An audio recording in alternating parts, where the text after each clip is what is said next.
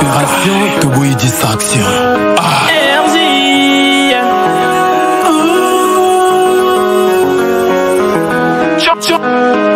John Kobamba les peuples pas. Opération Yangonde pour la Moussambo, la distraction. Yangonde pour Mimoga, Olio Bitumbango. Pour les pères, Ricky pour les pères. Johnny Kabamba. Yigi Zabango. Yigi Zabango. Soki Basili, au peuple pour gagner la bango. Kobana Moussalambo, Kizana Simana Yo.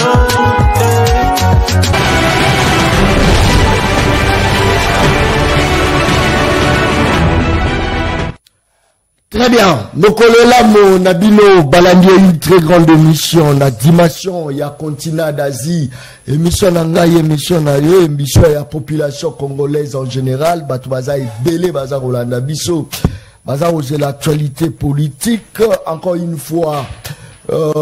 Président, il y a Assemblée nationale, président, il y a Sénat, bazaki en face, il y a président, qui kota la biso, anakati ya mboka na biso, Borolanda, même vidéo, wana, ndengenine, le kanaki, comment, même mboso, le moindre, ya batonio, surtout, Boroyoka propos, na yo, wana, est-ce que zaki vraiment propos, moko ya bien, c'est vraiment, propos, mo ya kitoko, Torolanda yango, concernant toujours, baiki, ki eza robeta biso, Eza penza lisolo torobeta mokolo ya lelo Mozitu, le président Adolphe Mozitu bien déterminé pour la marche ya mokolo ya jeudi oyo et kosala mamro jeudi le 17 marche Rosalama encore une fois nangana zala vraiment na plateau bangonyo sur la katia wa tozala nandeko focus na katia plateau tozala nandeko na biso kiwaka na katia plateau ya émission le peuple parle na tuna bango mituna ebele concernant yango parce que Mozito c'est le seul opposant au atala qui en face à Betty Alobi faut faire la guerre avec le Rwanda c'était Mozito je me rappelle encore Azwa qui courage qui n'a pas critiqué Mozitu lorsque Mozitu a dit ça on va faire la guerre à cette guerre na Rwanda aujourd'hui Batutu va revenir dans je pense que les alisolo torobeta mokolo lelo est-ce qu'à l'embisi est-ce qu'à lobby cette fois-ci c'est l'effet est-ce que boye il y a président oh bah hier on a kati ya mboka la biso je crois moko déjà za la Goma est-ce que boye yiwana et deuxième kanda ya Adolphe Mozitu to encore to éviter voilà pourquoi la carte ya plateau émission mokola lelo torozala na ndeko kiwaka mayele capes na carte ya plateau émission le peuple parle à mokola lelo torozala na ndeko Thomas Kapuya na carte ya plateau émission le peuple parle ya mokola lelo très bien ce qui John Kabamba za robosa la combo na yo milobela moi ebele est-ce que c'est faut bituna neni na ko bosala so na bosani se ko za la ba problème soit problème ya gérance likambozalité très bien bandeko ya ngai papa moko te ko sepela to nganda kwa kitoko panda ke bana na baza kolala nzala bana baza kolala nzala papa moko te tozozonga na wenzi avant na la présentation ya ba invité tozala ba on a kati ya plateau tozozonga na wenzi bandeko langa baka niveau nyonso tout eza bouché ya RDC baka niveau tout eza bouché na ba plastique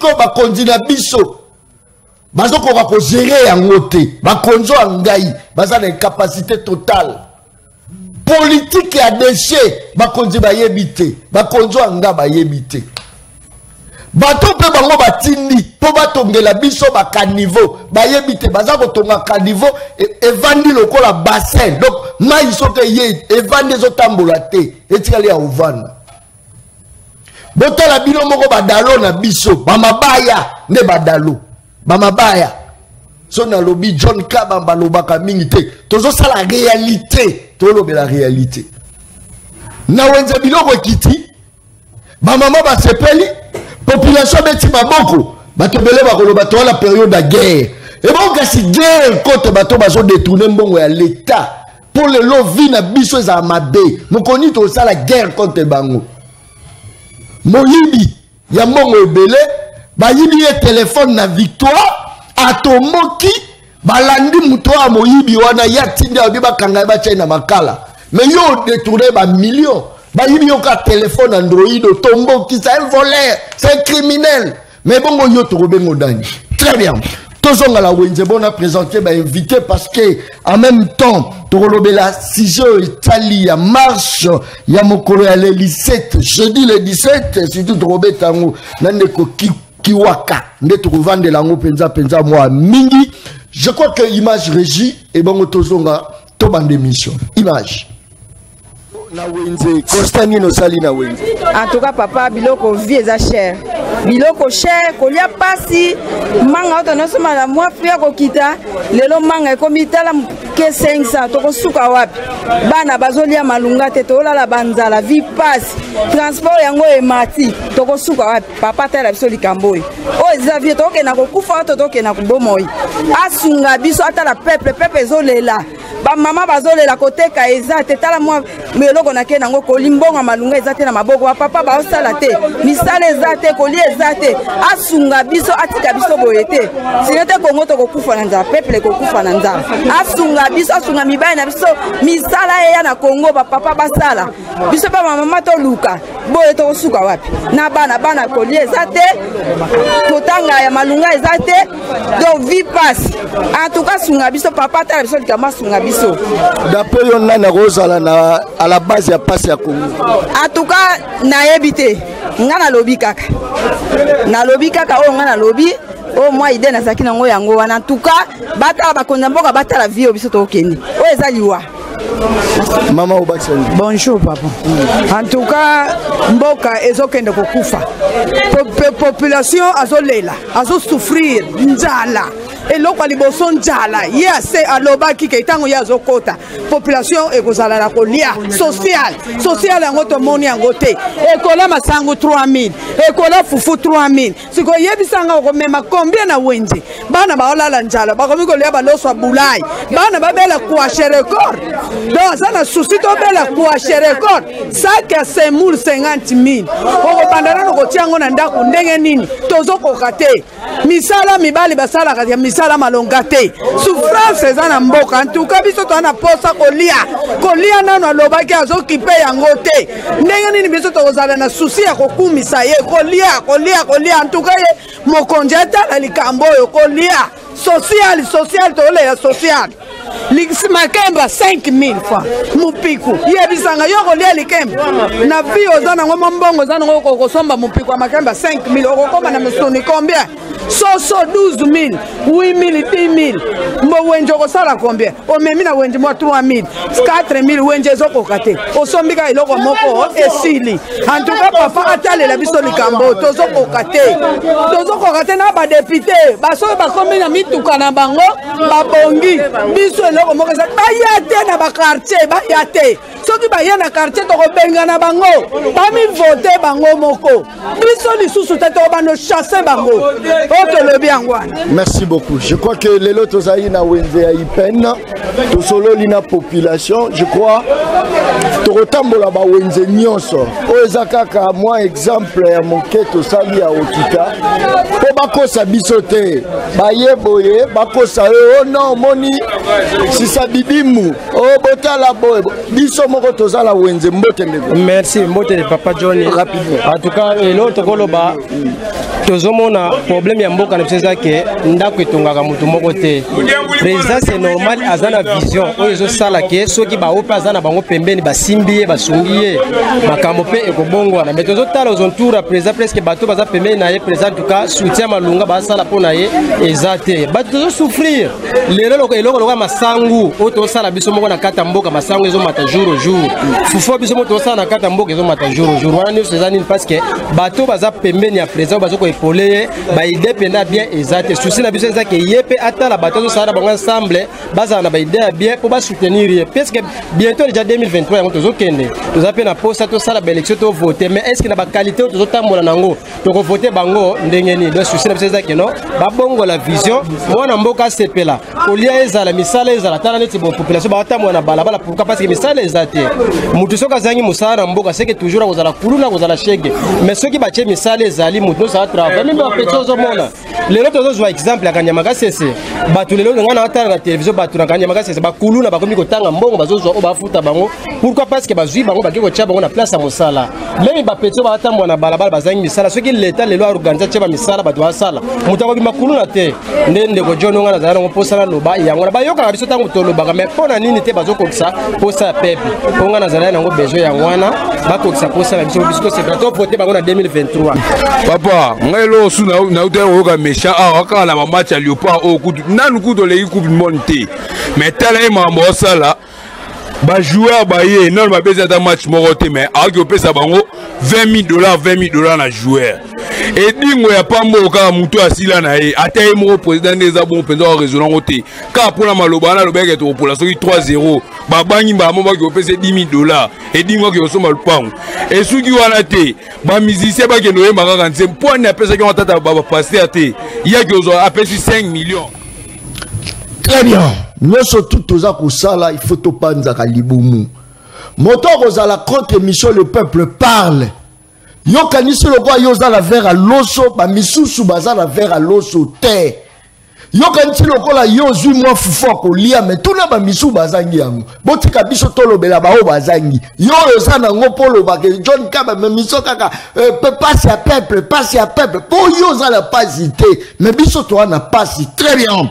Voilà, tozana ya na kati ya plateau kiwaka mbote na yo. Mbote ndeko John, mbote na ndeko tozana ya ko débatteur aux la républicain, mbote na bana mboka, oyo bazwi temps na bango na ngonga oyo, malgré ba multiples occupations oyo bazana ngo mais quand même bazwi temps na bango pona bayo kabiso masolo to kosolo la awa, eza masolo moko za na nécessité makasi oyo ko cadrer ka justement na actualité pe na image oyo euti koleka oyo ezopesa pasi mingi lelo komona bandeko bazana bokonzi bango bazali incapable ya ko répondre na exigence oyo ezali exigence moko ezali sociétale ezali mawa mingi pona bango e motuna tokomituna lelo bayaki kana bokonzi pona kosala nini bayaki na bokonzi pona kosala nini mendeko na ngai komona eloko lokwa mbisi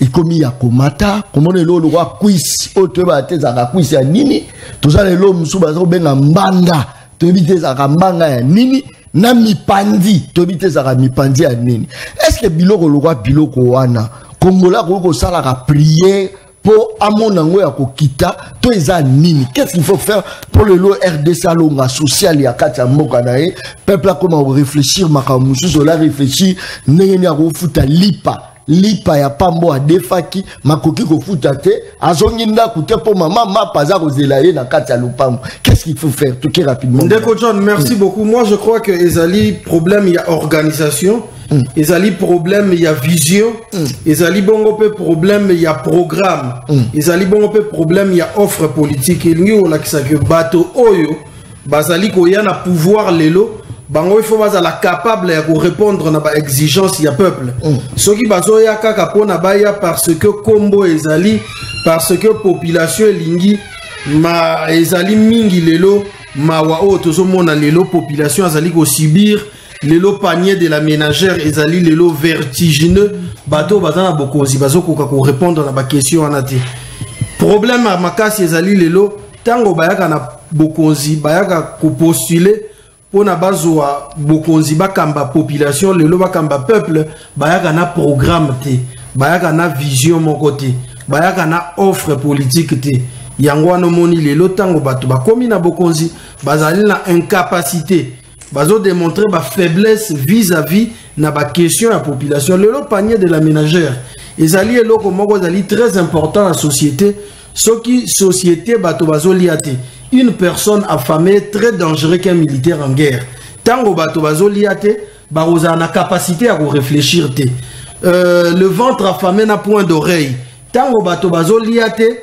baroza na capacité ata bazo kende kelasi ya ofele bazo tanga classe mais bazo kende kotanga na kelasi ko kota na motote po libumozanzala donc ezali o ezali ko lakisa ba faille na ba faiblesse ya l'état solution ezali lelo ezali faut na politique ya malamu o ezali ko tala social na secteur principalement na ndengo uti ko lakisa bilili na secteur ya molei bazali ko koka ko organiser yango te yango no moni lelo population azali na pasi wana donc cri d'alarme au moni ba population bazobeta wana lelo ezali justement pour na ko responsabiliser système en place bakoya ko yebisa biso ba Libye ebele notamment il faut organiser société sur le plan de défense oui mais maintenant toutes les questions sont prioritaires il faut être capable même de répondre à la question les questions vitales. Très bien, merci beaucoup. Motuneza obese moko toza komitu na biso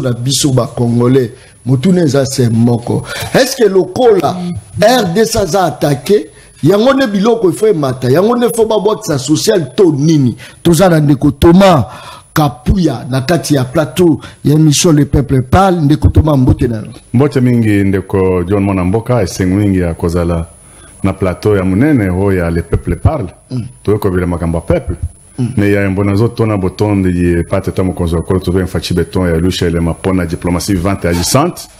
Et par rapport ya mai oya sali peuple a comprendre lo que non abandaki kozela mutumo bo makutani na mutu oyo ye abandaki kozela peuple azu oyo ye abandaki kozela c'est le fils de Fanks et le peuple a compris que mboka eza et pas bakolo nango et to fongola misu to telemela mboka na biso ezala mabe ezala malamo c'est notre pays même 1 mm² ya mboka ikotambola te pona bandongolo miso na bato oyo ya mabe oyo bazana posa bakabola biso ba yiba biso baboma biso basala n'importe quoi on est là derrière fils de Frank Sotozo en fachi beton à Jerusalem.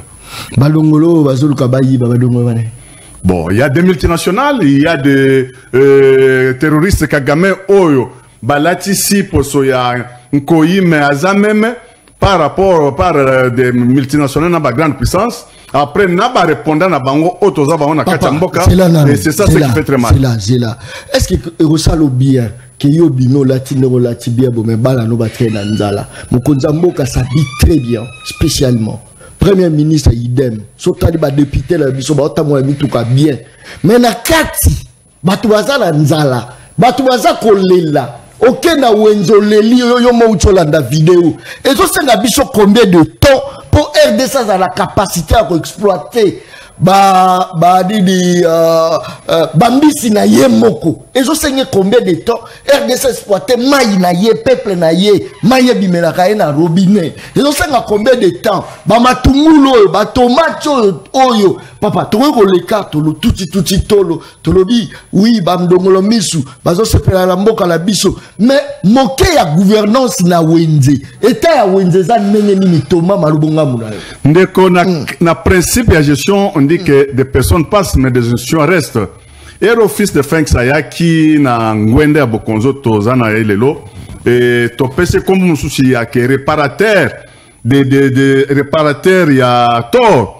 Il a trouvé Mboka ezaki na circonstance moko ya mabe toke ezaki na netozo ke Mboka ezaki déjà kokufa Mboka kufaki à tous les niveaux net mutwaza na salle de proposition bengeno mboza na salle dirigeance. C'est là où il a trouvé le pays. Et il n'y a pas longtemps à l'ékaka côté à Kinkole au bek na outil cause solution il y a libomu il y a banamboka. Moi j'habite Tchangu.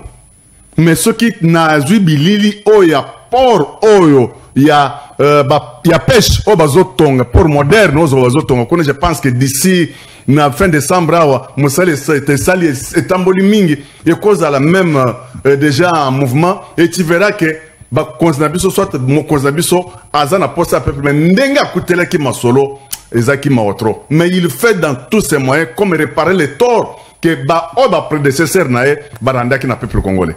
Très bien. Ndeko Ngoma, est-ce que tu as non? Voilà. Ah, Ndeko Kiwaka, Bolimisi Ndeko Langa Kiwaka.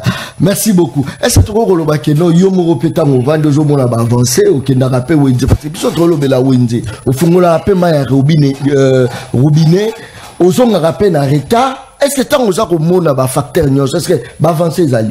Merci Ndeko John. Moi, je crois que awa tango tozobeta masolo o ezo cadre na vie ya bato il faut kotika complaisance na moni ndeko nanga kuna azana na kati ya complaisance tango azolo baki ba congolais ba lukaki o ba randa ko luka bazu yango non mais je me dis je suis vraiment très mal à l'aise ko kandeko lo baki ndeko Félix Tshisekedi azali réponse il y a pas problème il y a pas congolais non azali réponse c'était par contre tout le monde on dirait il y a pas la problème na problème au congolais bazana déjà parce que bazo ko répondre na besoin vital de la population notamment sur le panier de la ménagère aya bisao lelo les francs congolais et les dollars ça se change comment ozomona ke makambo yazolo baneza makambo mobo ezaba illusion oyazoba ici on parle des réalités palpables il y a vécu quotidien ya la population yo kendaki na wenzende go John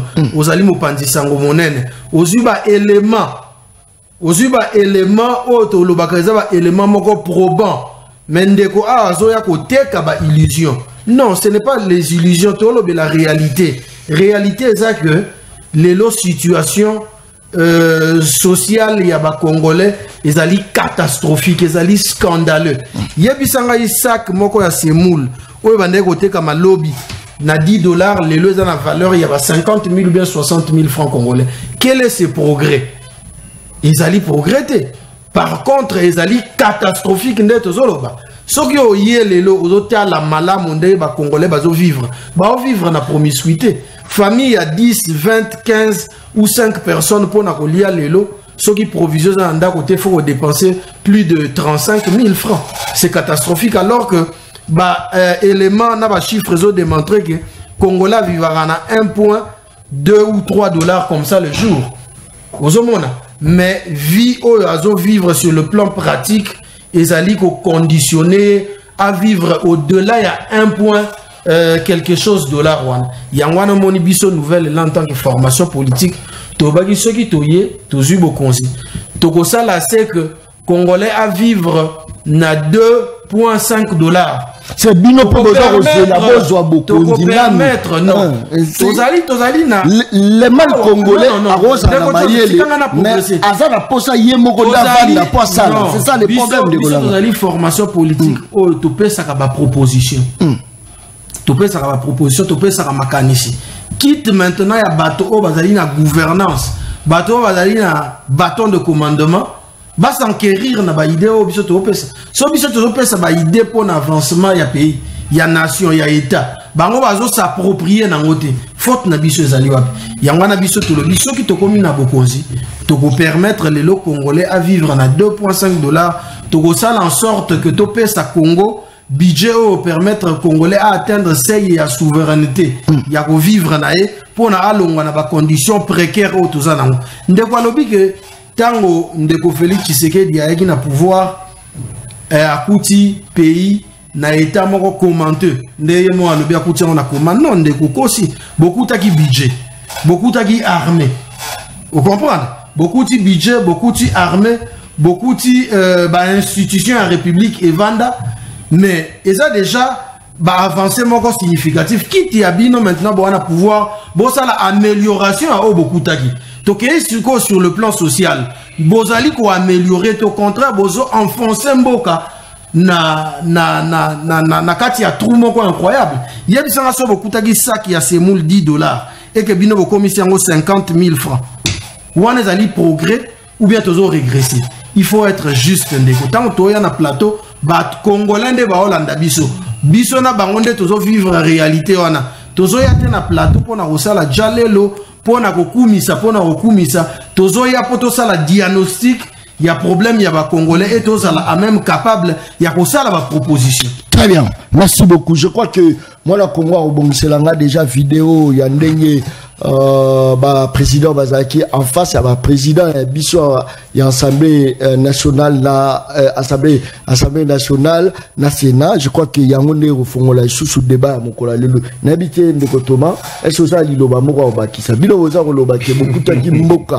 Ils ont une situation très difficile, mais soit ils ont une situation très difficile, tout comme ils ont c'est ça le problème. Na sepeli mingi na comme débatteur au tozana na mesa mayewa route koloba. Mais il n'y a pas longtemps, le premier ministre honoraire, Mouzito, était à la gestion à la situation Mboka. Atika qui budget na combien? Les lots budget ils en a combien? Et ce qu'il avait fait comme travail, na période où il y a géré Kimboka, où il y a une période où il y a pas Mbota Kizenga. Il a fait que, comme il a travaillé pour ses intérêts privés personnels. Et je peux même faire recours à mon vice-gouverneur honorable Jiko Komulumba. Où il y a moi, fui moko mouké à coûter plus de 300. Sur certificat de renseignement, il a travaillé seulement pour lui. Il a laissé le billet combien? À 3 millions, quelque chose, 4 milliards. Mais aujourd'hui, on est à 14 milliards 600. Et ça a déjà progrès. Nous avons un projet, il y a développement, il y a à la source, ou bien à la base, il y a 145 territoires. Plusieurs territoires, comme déjà, comme on a déjà quelques changements, c'est déjà un projet. Nous avons les budgets. Les autres problèmes, il y a panier de ménagères, oui. Mais au moment où nous avons, on importait tout. Ah, on a Congo. Quoi de bon? Aujourd'hui, nous avons au moins quelques prévoisons un service national. Quand il y a ce service national, quand les gens dans la province, nous ça laissé bandit déjà. À l'époque, projet on a été, idée on a été. Nous avons moins gratuité enseignement. Parents, comme concerne déjà quelques économies, il y a un bon oyo, ko dépenser ton midi pour nous foutre la bonne classe. C'est déjà avancement comme nous. Mais quand il parle, il oublie tout. Bazaka déjà na gestion ceux qui bazaki na gestion on pouvait dire qu'ils n'ont rien fait, mais ils étaient avec le sénateur Ravi Joseph Kabila. Qu'est-ce qu'ils ont fait? Absolument rien. Mais quel conseil, quel donne encore déjà leçon leçon na minute quelles leçons qu'ils vont encore donner. Ça fait très mal pour des leçons, donner des leçons. Ils étaient na katia ya gestion katia mboka. Ils n'ont rien laissé comme projet, comme développement, comme Makambo, quoi bien. Mais aujourd'hui, les donneurs de leçons. Et c'est ça, ce qui n'est pas normal, ce qui n'est pas social, ce qui n'est pas rentable. C'est vraiment, ça fait très mal. Quand je vois toujours des donneurs de leçons, parler. Au lieu de donner au moins, idée moko, il y a ici que il y a déjà avancement. Comment on peut encore aller encore de l'avant? Mais c'est toujours un bon cassim. Tozana crise, crise mondiale. Makambo Covid. Makambo, il y a dévaluation en bongo. Même dans vos États-Unis aujourd'hui, il y a eu une inflation impossible. Euro, inflation. CFA, inflation. Le lot, $1 s'échange déjà à 0,70 quelque chose d'euros. Jérusalem. Carence, crise, conflit, en Europe, en Afrique, aux États-Unis. La personne, soit pays, et atteindre quand même, il y a cause de moins équilibre et Russie. Très bien. Avec merci. Poutine, c'est lui qui s'était moins préparé. Merci beaucoup. Très bien. Je crois que avant Nasenga et Lema, on a mis Nasenga juste pour changer de sujet. Tout ça déjà là, Jonathan, la Katia Plateau, il y a une mission le peuple parle à Mokola Lelo. Je pense qu'il y a peu fall au Bamwa Liloba parce qu'il y a Akina Rapé Wenze, à côté Rapé Wenze, tout ça, image, il y a ndenge ba maman bazako Luba bango moko par rapport à dégué à souffrance au matin.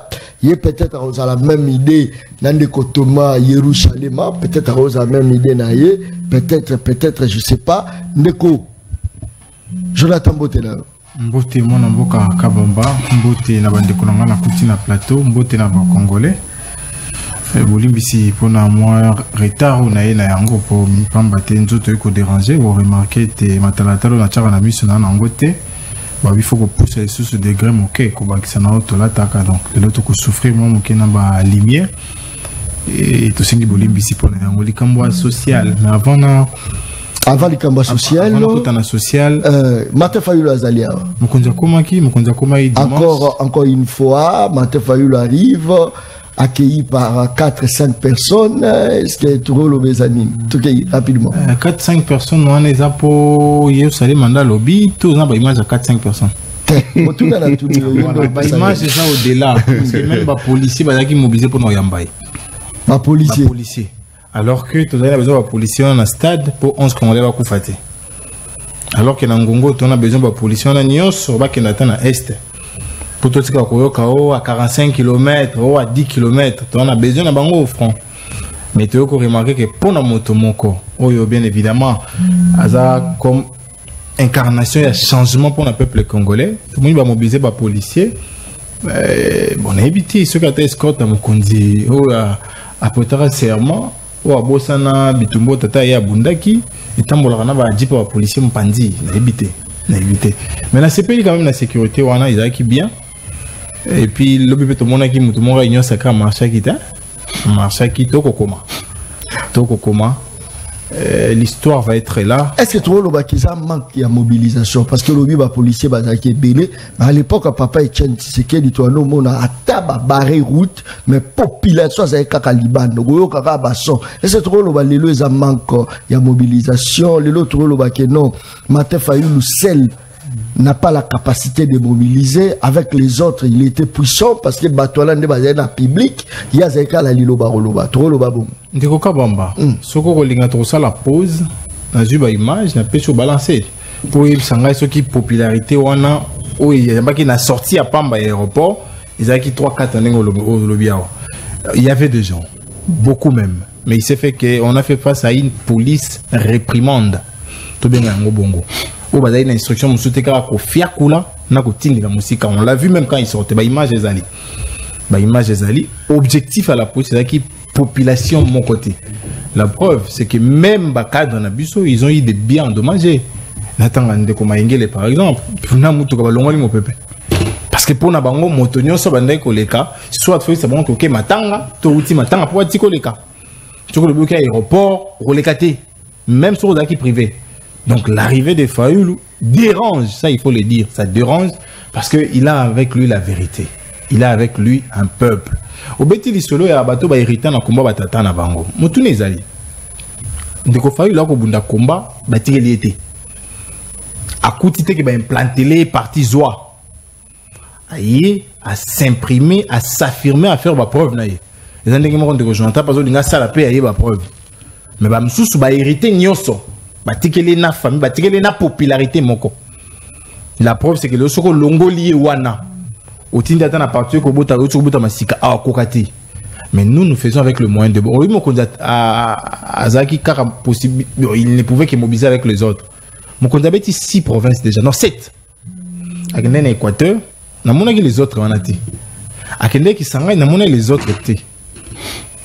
Akeban na mona les autres étaient. Donc ça veut dire que yé Azaïe est mon leader parce que il a les tacts du leadership avec lui. Donc le lot on a besoin de batoter pour te mobiliser, mais il est vrai que l'apport de tout un chacun en politique est pris avec considération et respect. Mais les loyaux, même sans les apports, nous allons mobiliser. Nous l'avons fait et nous allons faire. Ils ont bravé la peur. Ndeko John. Mais c'est là. Mais à 6 heures. Non, à l'époque, Papa Tshisekedi, les a écouté pire que ça. Mais qu'est-ce qui a fait que Batou Bazala qui caca? Trop le bac non place soit dans moi si dans le passé, on a accepté pour nos intérêts faire couler les sangs des Congolais, nous l'acceptons plus. Tous va pouvoir monter fin dans Makila. Et pourquoi alors mobiliser les gens pendant que Boïbaïke Basoda Baozala? Voilà. Moutouna Malongé Zali. Est-ce que nous devons nous exécuter un ordre manifestement illégal? Je dis non. Parce que la constitution est c'est surtout beau à exécuter. Ordre et Pessami sans qu'on respecte la norme. M. Ngobila n'a pas le droit d'apprécier l'organisation, pas d'une marche. Dans le Barayango, quand on me trouve quelqu'un dans l'Union sacrée capable de débattre texte à l'appui, à l'accent, à place qu'il a ces pouvoirs-là, on n'en trouvera pas. Mais les lots, parce que c'est lui, mon tout est simple. Ndeko Hervé Ayakiawa, bazon net zakite. Hervé a marché qui pète. N'a pas ndeko naïe, n'a pas fan naïe. Non, il fait gola. Oui, Hervé a marché avec les nombre de gens présents au stade. Mais il faut ça les forêts, on va Croix-Rouge dans l'ambulance. Et puis 2500 policiers, mon Kelouka à 5000. Ils ont fait ça la réalité. Donc, ce qui peut naïe va permettre, mais marche pour nous soutenir FARDC.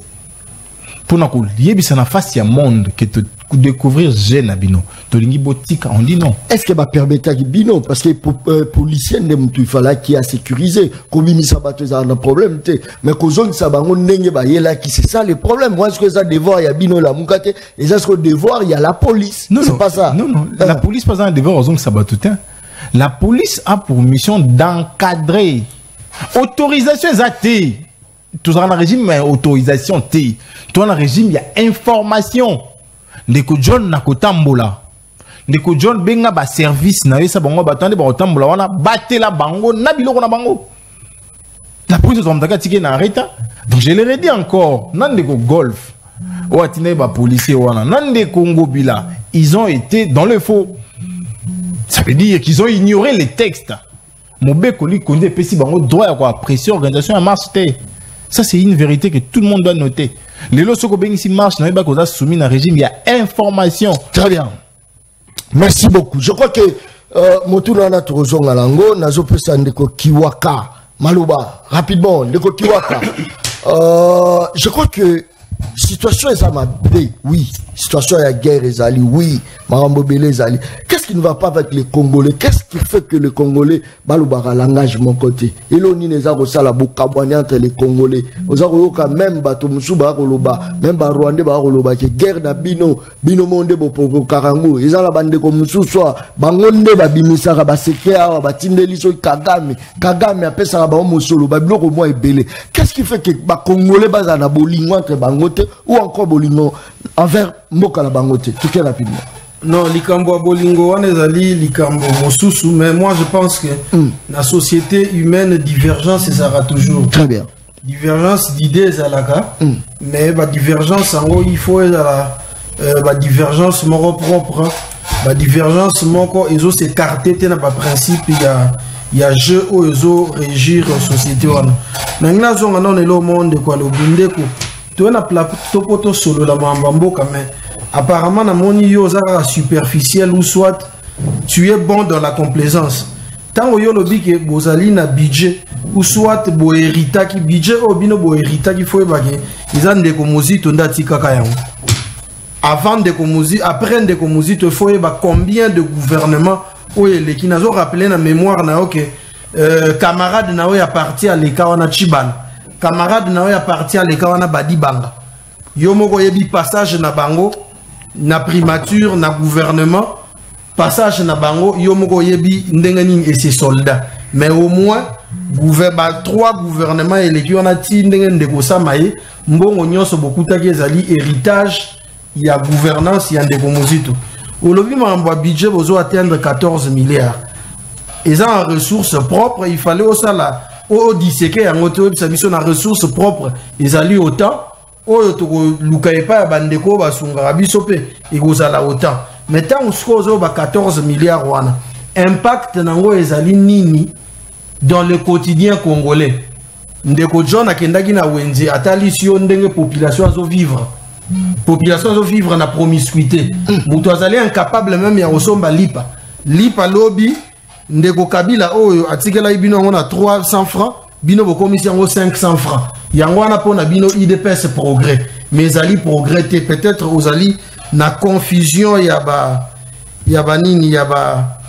mo wana et olobi lisusu ke tozali na misère moko ezali précaire oui to na misère moko ezali précaire yo moko évoqué notamment cas ya États-Unis ya France etc. yebisa ngai ndeko Tshisekedi azwara combien en termes de salaire na esala ngo siko na comparaison na président des États-Unis au moins que c'est le jour et la nuit. D'ailleurs pour pour la mémoire na on a une ebisoke ndeko Tshisekedi yemo ko éviter salaire na yazora combien mais au moins ba député au bazali na parlement kuna bazali ko composer deux chambres ba ouais assemblée nationale bazora $21,000 ou plus mais tozali na misère mo bazali précaire yomo ko uti goloba sans compter ba o nyonso bazali ba chef ya ba institution. Donc, vous êtes incapable de gérer la société. Vous êtes bon, na koyemba, na kokayase ba voiture, ya bato. So vous allez d'accord na ba critique na ba wana allez côté où vous allez très fort. Mais à tant que le la makamboka, il faut yeba ki lelo ba citoyen congolais lambda bazo vivre vie moko misérable tango bino bope ça va député $21 000 ou plus.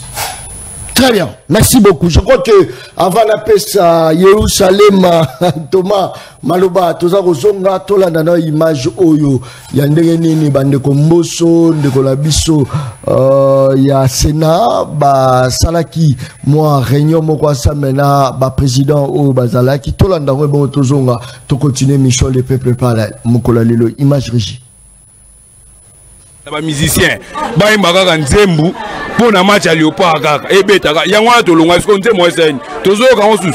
Pesa ou d'ata ba pasteur, ba bouka ma bolongo la bango, ba sambe la pour la Léopard et leka. Mais yo que pesa on ba musicien, ba bêta, ba nzemu na bango, ce qu'on dit, moi, ba bêta yuana, film, ouais, parce que bi film, ba lukel biso moro. Toujours on to longo. Si on va Léopard, c'est à leka. Ouais, parce que leka. T'as le lot, bon, azo t'as la peuple été. Na ba mbongo wana nyo ta peuple été souffrir. Bana ba otanga té. Mais quand on est l'état de l'Ouganda, quand on est l'état de Salama, tout le monde le loba na bazotanga te. Est-ce que yé belambo wana que pesa ba midi. Très bien, je pense que non l'image ezalaki pour la rocha, eza image en hauteur baché, je crois que Glodio ça l'effort pour Zulanga image wana pour et ça la penza moi bien makasi parce que émission ezala là ba preuve à l'appui.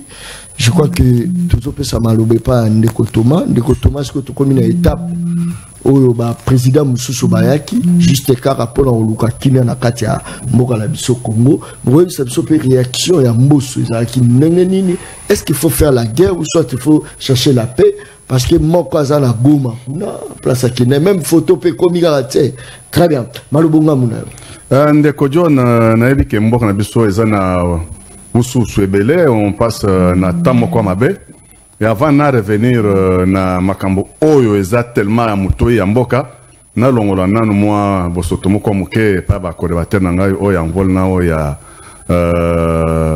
parti à Fayulu ne baka kombo vraiment bien te décidé ce qui est décidé j'ai vu l'arrivée il y a le député Elia Lukunga Ndeko Madjidji Martin et j'ai vite compris que quelle que soit la longueur de la nuit, le soleil finira toujours par apparaître.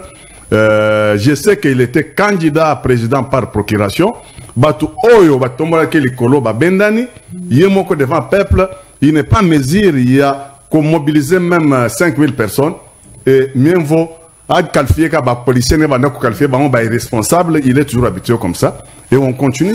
Je ne sais pas. Mais Elo Nezanga Boti Karabatuba Yambaye. Non, mais ce jour-là, il y avait l'arrivée, il y avait la mobilisation. Non, il n'y avait pas de mobilisation. Il n'y avait pas de mobilisation. Mobilisation, il y a des policiers au bino pour mobiliser. Si on mobilise à Bango, Bongo, Poba, c'est sécurité la ville, province de Kinshasa. Et sécurité, les attaques. Et Belé, Bongo. Tout autour, il y a Motomoko, Ndeko Langaïto. Non, Ndeko John, ce dimanche-là, on avait au moins arrivé, il y a 3 hôtes. Il y a Mbok Moussou, il fallait qu'on sécurise parce que nous traversons une très mauvaise période dans Mbok Nabiso. Président, il y a Guinée, il fallait qu'Azala, Kourou Kenyatta, le président honoraire, il y a Kenya, il fallait qu'Azala, na président, il y a Bisso, il y a Guinée, il était là. Même le départ aussi, il y a président Angola. Tout ça, il fallait au moins que sécurité est à la poque il avait choisi un très mauvais jour, une mauvaise journée. Oyo, ils ont au moins prévu pour que on n'avait pas interdit député Elia Lukunga. Malheureusement, que le peuple a compris que mobilisation Oyo,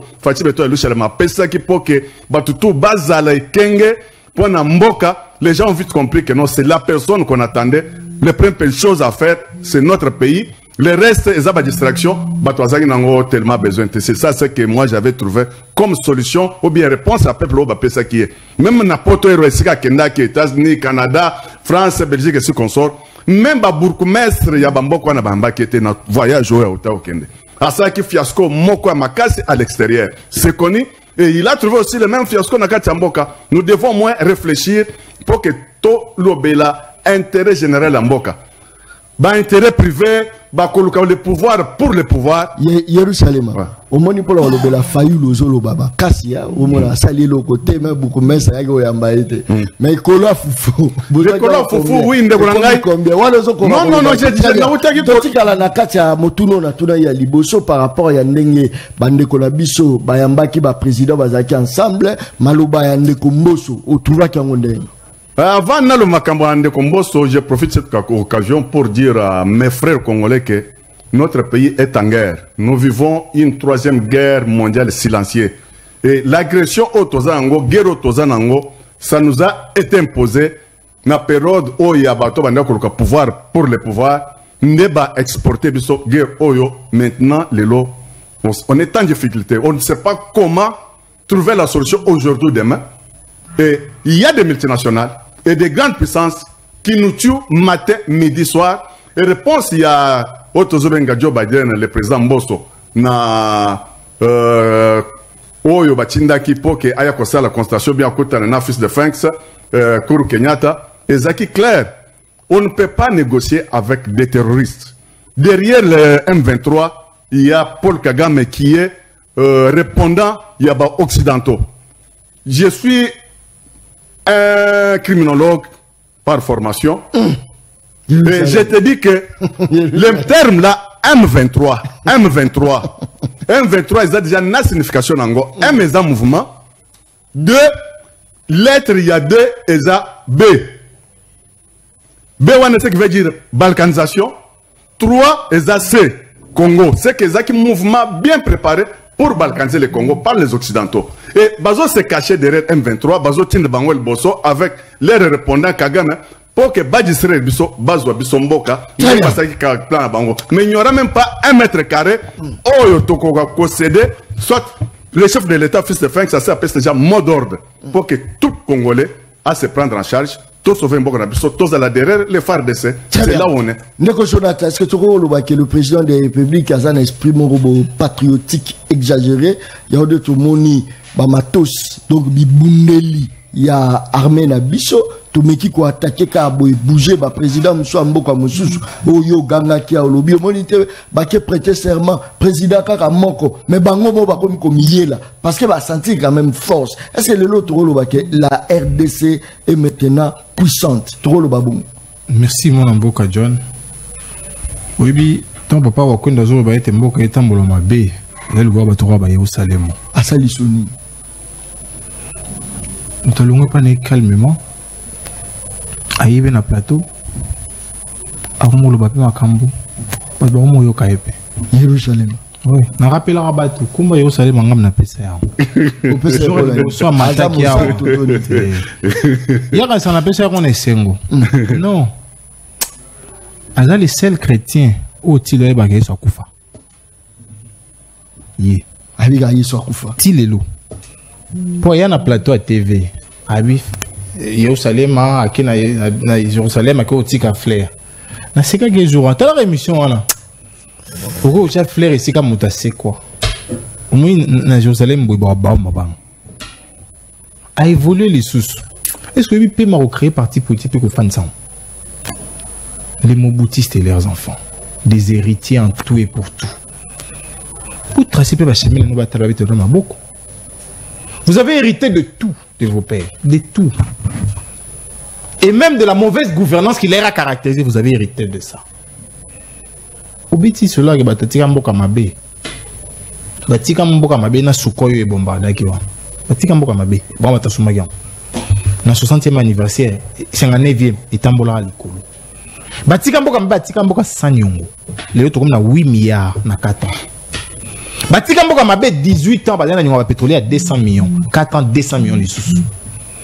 Qu'est-ce que vous voulez nous apprendre? Les ressources intellectuelles, vous ne l'avez pas.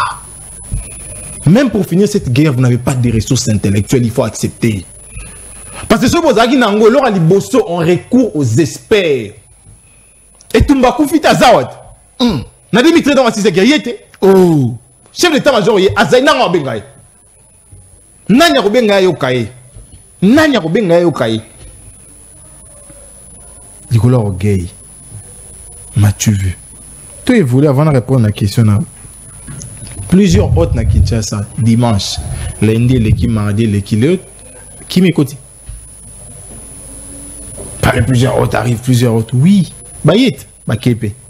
Qui m'écoute? Basago Madé. T'es yango, le attend de une RFI 45 km. Bah, où tu vas au dimanche? La guerre du Congo, c'est nous qui allons la finir. Nous, Congolais. Ce n'est ni la mutualisation, ni la Est communauté africaine. C'est notre guerre, nous devons nous finir avec notre armée. Ça, il faut avoir ça à l'esprit. Mais aussi ça qui est en route. Si vous voulez être pour l'année, on a pour le bien. Et ça, l'Union africaine des désignés facilitateurs. Mais les mêmes, alors qu'il y a beaucoup de gens qui sont en Nairobi. Et c'est quand il y a tombeau qui a kitara mais ça. Les lois mutalobito zone qui s'amassent le 16. Et c'est RDC. Ça il faut le dire aussi. Est-ce que Tokoki Kobete là, Moushitou Maboko, mais Moushitou Aloba, il faut faire la guerre avec le Rwanda. Ndeko John. Abote courage quand même. Ndeko John. Oui, tout il faut Kobete là bas Congolais nyonso va proposer quelque chose pour nous aussi sa guerre au Maboko. Sauf n'a qu'un pouvoir. Tout bandem aussi ça proposition ta morote ou ta kuna. Nous avons proposé que 1 milliard est à déverser dans l'armée. Biso te proposé que auditer fichier armée. Biso bino bo proposer à biso biso bo ba ke pour Luka ko sani ça peut mbongo na pesa. Non, nous avons ba ressources intellectuelles là ko fanta fanti mutu na ya bimisi. Jonathan potanga Mozitu félicitations parce que yondo za c'est leader o lobaki que notre ça la guerre contre Rwanda. Zena bando bakisa. Toké. Mozitu merci pour le baïté tout 1 milliard pour tout ça. Marambo insécurité et puis tout ça la mire. Na baki c'est lui. Na baki c'est le mire. On a propositionné. Yami balé Martin Fayulu merci pour baïto d'ité armée. Pour na kolongo là-bas. Oh faut ba longo tout tika ba faut batika. Troisièmement Denis Mukwege merci pour le baki ezaki rare to ke na East Community Africa. Quatrièmement merci na bloc ya ba combattant ya poto babaki il est grand temps ko bengana ensemble na biso la muka ambassadeur rwandais na Ouganda. Jonathan a félicité OP. Merci pour Nangamoko. Pour na relais message au Mingi. John Kabama a félicité OP. Pour le photo ça la guerre. Félicité parce que le lot au Monique non bah fort armé comme ça. C'est ça non? Toi qui dépasse que partout. John Tika pardon. Bon tu vois félicitations. Oh. On a plus de 150 jours d'état de siège. Conseil supérieur à la défense et Sangani 10 fois. Et Sangani 10 fois. Alors que tout le monde la constitution pour nous avoir des décisions, il y a Mango, où est la sécurité pour nous kuna. Il y a un apport naïe kaka pour guérir ici là. En termes de proposition. Il a proposé quoi? Comme le commandant suprême. Yo Salema, non, j'ai réponse pas soin. On l'appelle à l'unité. Devant la proposition.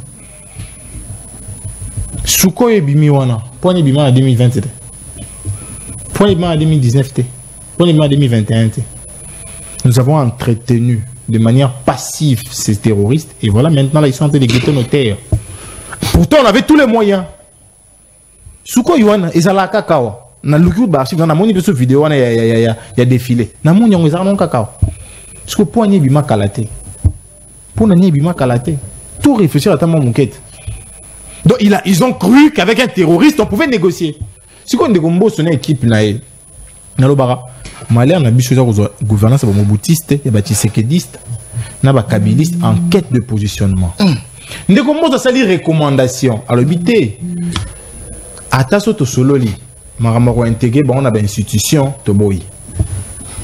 Mais va préciser M23. Alors que tous agressé capable ba M23 tende ko John. Ba ko de ko ba bon biso na iturite. Pourquoi ne pas les remettre là-bas aussi? Donc, nous sommes très d'accord, mais Moussous n'est beaucoup de ça.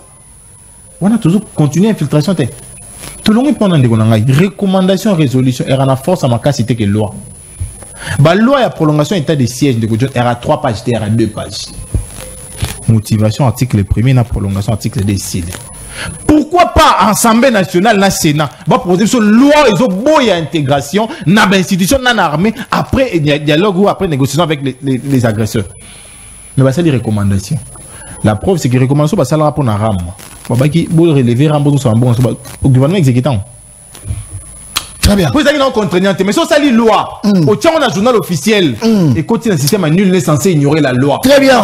Merci beaucoup. Kiwaka, Malobonga Mounayo. Je crois que, Missa Mokola Lelo, ma réaction peut abattre ça, moi, est belé juste après hier, Lazaro Yamba appelle Nabino population, beaucoup en ligne, beaucoup côté, moto la moto, ok, n'a pas point naï, Tina Katia, Ndako, je crois que, Bana Barolanda, Barobi, papa, aux oies qui zéro, papa, ou Ganyaki, et ça, la capé moi bien, dans la journaliste, c'était aux l'émission, après la Romi Gobenga, allo, peuple, à ce pela, il a au terre, au rosoya, yon, yon, so kakawa, kakawa, ne très bien.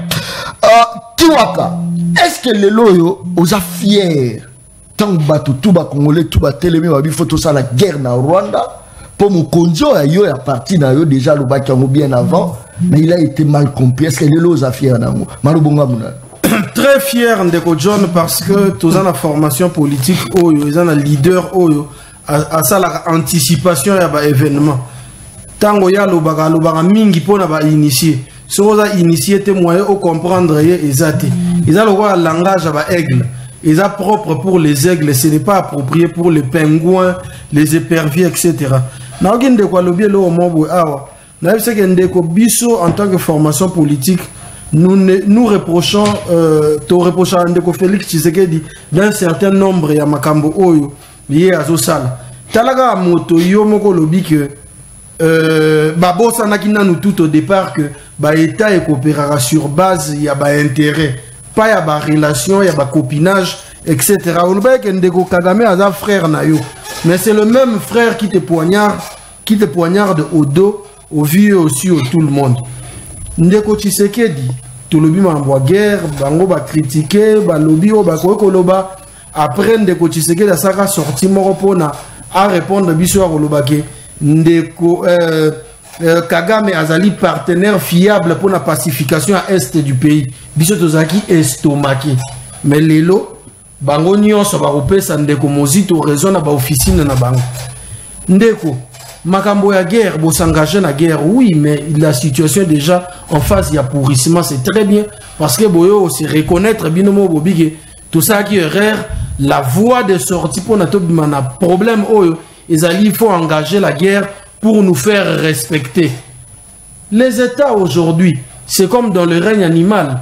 Ce qui moni antilope azoli à lion, c'est tout à fait normal. C'est de l'ordre naturel. Pour un lion à survivre, il faut allier à Banyama Moussous. Vous maintenant, ne pleurnichez pas. Engagez le rapport de force. Engagez le rapport de force pour survivre dans la jungle. Beaucoup de banda olela tant que même en guerre bino bolobi diplomatie les lobos il faut comprendre qu'il faut engager la guerre, il faut disponibiliser autant de moyens pour permettre à l'armée d'être à même capable de mettre en déroute le plan machiavélique rwandais. Kagame n'est qu'un inventaire bato bana simanaeza ba multinationaux boyebi yango. Justement, à la proposition en tant que formation politique, Tobagi, bon négocier na ba criminel ou anate, bon négocier na ba maître na bango. Kagame n'est pas un maître ya ba M23, ba M23 ba maître na bango occulte. O bazo se servir na ba M23 na Kagame comme ba bras séculier. Ba bato bazo ya ko yibankita na biso. Vous avez compris? Il faut engager la guerre et à la limite annexer même le Rwanda. Boko misango province. Il y a République démocratique du Congo. Nous reprochons M. Félix Tshisekedi le fait qu'il a continué à demeurer dans l'AEAC. Ils ont dit organisation criminelle. On ne peut pas vouloir une chose et son contraire. Quitter l'AEAC, engager la guerre parce que la question à défense est une question souveraine. Aucune nation ne viendra s'apitoyer sur notre sort. Ils ont dit l'armée mon côté et quoi bunda na place na biso Congo.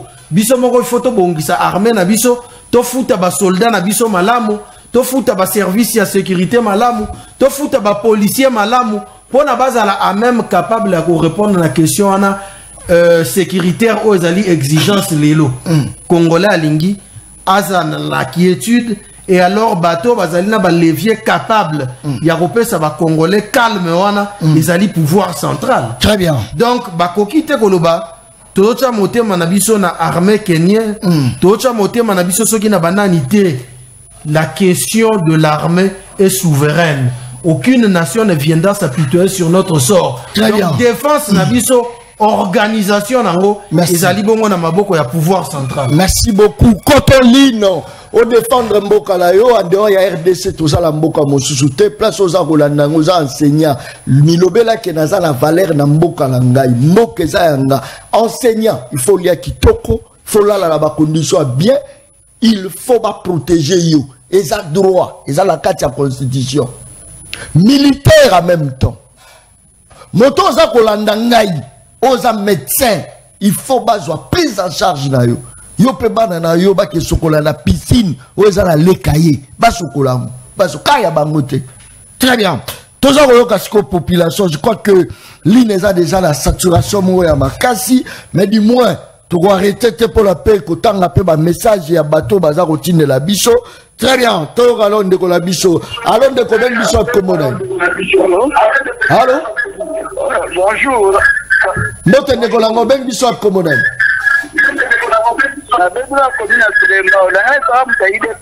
Qui m'a aussi la télévision s'il vous plaît? C'est normal que pour ça va dire maintenant. À 500 francs. Donc, il faut que je très bien. Ce qu'on le bon côté, au côté de Néréni. Zéro. Allô? Zéro. Oh, oh. Zéro. Très bien. Merci beaucoup. Merci, Toza. On continue. Série à Bapel. Il y a population, je pense que Batouaza Obenga de partout. Batouaza Obenga Bisso, merci beaucoup pour la confiance. Obenga Obenga ça l'émission. Allô, de Kobenga Bisso à Komonai. Allô? Allô? Oui, la bengi de la part. Allô? Oui, Nazar Oyokaï. Oui. La bengi na niveau ya monga fula, na pesi Jonathan 10, na pesi moto ya la nouvelle l'an 10. Le papa na moniere na pesi ata le côté yep na zéro na mato ya minene pousse makamazo lobeza na sens mo côté batu tu ba na réalité makamo ezoleka na plateau mais ya zo raconter biso pa makamo ko ezana sens te na kati wana. Merci. Toujours continuer. Alors ne ko ben biso komodani. Grand journaliste. Oui, Nazar Oyoka. Na pesi na no bien aimé Mutombo Mbote. Nalingaki mingi. D'accord. Bengi bino na monga. Nazoka. Général Gossier. Nazoka. Papa oya IDP sa ayo kisanga soni. Kuwa koyoka ba proposer lo baké. Un mois na elakisi mouvement et deux elakisi trois elakisi. C'est quelle réflexion. Donc ayepe na TV na muniere wana ko lo babilo kaboyi. Voilà, IDP oyo baza bien pour pesa ba point na yo. Pesa ba point. Toye belango na ba point. Maître Jonathan a tiré la biso numéro na. Tu as posé numéro ya Maître Jonathan. Pesa ba point de Kolangai. Merci beaucoup. Je pense que non ayoki nga bien. Tu sais, on continue série ya ba pelle ya population. Tout ça on continue. Merci beaucoup. Je crois que Batouaza Olanda biso baza Olanda biso la kisantu. Alors de Kobeng biso komonan. Très bien. Pesa ba point na yo.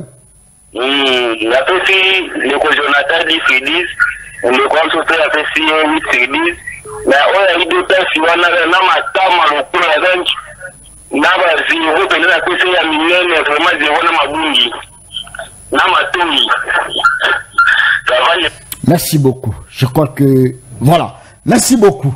Je crois Batouaza Obenga, maintenant on est obligé à kata, voilà, ah là là là là, on est obligé à kata parce que tu connais déjà, parce que dans la émission les peuples parlent. Alors le combien de soit communautaire. Ok, la paix est dans l'Angaliema. Très bien.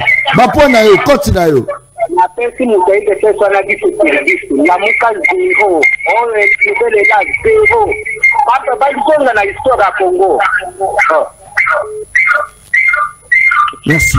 Je crois que dis-moi 10 d'ailleurs. Alors de combien de bisous communautaire. Allô? Allô? Oui, Nazar Oyoka. Ah. Alors, on a fait que vous avez des pètes pour Anna. Nazar Oyoka. 0 sur 10. Au père, c'est combien 10 sur 10? 0 vraiment. Votre aberration vraiment incroyable, vraiment. Merci beaucoup. Très bien. Merci beaucoup. Voilà, merci beaucoup. Très bien, merci. Rapidement, on déco Kiwaka. Je crois que Ndeko Kiwaka, Dulanga Ndeko Kiwaka. Bozana mobilisation, Bozana marche, où est prévu mon colloque le jeudi. C'est ça, non? Ouais, c'est ça. Mais qu'allons expliquer.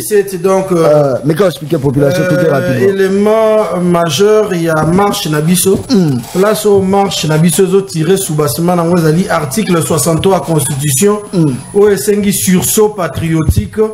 Tango la mère patrie est violée. Tango la mère patrie est massacrée. Tango la mère patrie a subir acte, il y a exaction. Yangwana, il est de bonne loi aujourd'hui. To défendre Mboka na biso ba place nyonso biso tozali en tant que nouvel élan formation politique toko banda marche na biso na niveau ya Kianza na Ngaba place où toko ériger colonne vertébrale 4 districts nyonso ya ville ya Kinshasa toko sopana bongo na Kianza toko banda marche na biso tina liboso ya ambassade ya Uganda pona ko exprimer ras-le-bol na biso pona ko ebisa ambassadeur ya Rwanda qui est olingié na mabeli na biso te parce que aux yeux Rwanda aux yeux Uganda bango au travers ba président na bango bazali ko afficher ba attitude moko belliqueuse par rapport ya RDC oyo bango bazali ko bundisa de manière injuste yango wana omoni to kozala na grande marche to bengi bana ya Ngaba to bengi bana ya Mbanzalemba tobengi bana ya Changu, tobengi bana ya Mongafula, tobengi bana ya Oyo, ya Mama Mobutu, tobengi bana nyonso ya ville ya Kinshasa, notamment ya Kaluka, ya Changu, baya tokuta na bongo jeudi à partir ya 9h30 na Ngaba bipai wapi tokobanda marche na biso kino na nini na ambassade ya Uganda pona ko exprimer ras-le-bol na biso vis-à-vis na attitude belliqueuse na bango au Bazali ko prouver envers la RDC au Azali mère patrie. Donc sous-bassement il y a marche na biso ezali bongo article 63 il y a constitution. Donc biso tous allez ko soutenir bongo démarche ya Ndeko Tshisekedi parce que yé azo continuer ko zala na EAC ou ezali organisation bongo criminelle bazali bongo honnêteté na RDC bazali bato oyo bazo souffler le chaud et le froid et le froid. Est-ce que va permettre Bino? Non. C'est au bout il suce ça là haut. C'est ça qui déjà institution il y a place notamment gouvernorat de la ville bazaki déjà saisi la question donc place où on a dérangement moko et bozalate. Très bien, merci beaucoup. Tu as remis déjà presque la souka de Kotoma. Dernièrement, on a les animes. Bon, on a quoi ça peuple que guerre au Tozanango, esa guerre, ça fait déjà plus de 2 décennies. Bato Bazaka, Kenda Koloka, pouvoir pour le pouvoir, n'est pas même sur guerre. Maintenant, des conséquences, il y a guerre, plus de 2 décennies. Tozo vivre en haut, il est l'office de Fanks. Tozo nga fatigué, toi, lui, chalema. Aye Kokuta Yango. Mais je regrette beaucoup la incohérence. Il y a soi-disant homme politique soit opposition Tozanango na Congo à l'occurrence les députés il y a le Conga Madi Fayulu Ndeko Jonathan Ozorba que IDPS il a beaucoup parlé sur les critiques il y a mais je suis IDPS il a parlé aussi sur le kabylisme ou bien bakabiliste ndenge bajira kimabe mais il ignore que il dit les choses et le contraire il accepte la même chose et le contraire. Il souhaite la même chose et le contraire. Fayulu, comment il s'est retrouvé dans des communautés déjà la souka. Na bloc patriotique. Bloc patriotique. Très bien. Merci beaucoup. Le chef de l'État, Fils Franks, a cette déjà mobilisation pour tous les Congolais, tous à la derrière, FARDC. Très bien. Même 1 mm carré et Kendete. On doit dire non aux multinationaux, aux grandes puissances, aux bazana post balkanisés Mboka pour leurs intérêts égoïstes. On ne lâchera pas la garde et on va tenir jusqu'au bout pour défendre notre pays. Merci beaucoup. Moi, Congo Jonathan Tokominasuka, dernier mot rapidement. Moi, j'ai un débat, il dépasse la même chose en plateau en 2023 en gros. Abi bloc prototype de Mimi Guerre, monsieur. Vous racontez quoi ici? Bloc patriotique Mimi Guerre depuis quand? Mimi Guerre, mais bon, c'est retrouvé comment? Tu critiques le kabylisme. Oui, ils ont facilité. Ils ont critiqué le kabylisme. Mais il s'est retrouvé dans le bloc patriotique. Et Bino Bolobaï, que Kabila n'est moutoisel, 75% de la balkanisation. Et ça fait très mal. Ce Kabouya permet un dérangement, John a un dérangement. Bon, ça va, merci. Tu as la parole. Rapidement. Voilà. En 2023, tu as le droit à arrêter. Parenthèse, IDPS faut Kangango. Kanisa Nzala. Kanisa Passi.